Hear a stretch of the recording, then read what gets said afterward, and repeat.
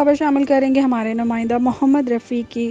متحدہ قبائل فیڈریشن پاکستان کے صدر چیف آف قبائل ملک امان اللہ خان کاکڑ کی کوششوں سے اور chief of air staff major Saad کے تعاون سے پاک فورس سیلاب متاثرین کے ساتھ ہنگامی مدد میں مصروف ہے۔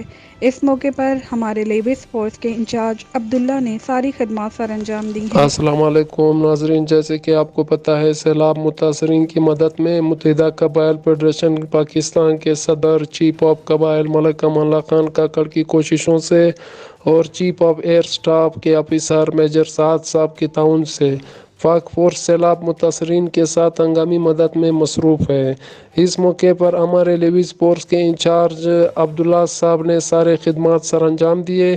چیف آف ایئر اسٹاف کی طرف سے اور میجر سعد صاحب اور ان کی ٹیم کی نگرانی میں یونین کونسل سوری میں ترزئی میں ایک فری میڈیکل کیمپ قائم کیا۔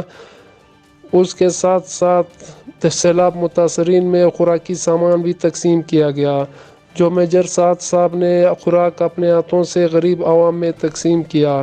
اس موقع پر متحدہ قبائل فیڈریشن پاکستان کے مرکزی رابطہ سیکرٹری عبدالغفار درانی اور سوری یونین کے آرگنائزر رازق لالہ نے خدمات سر انجام دیے۔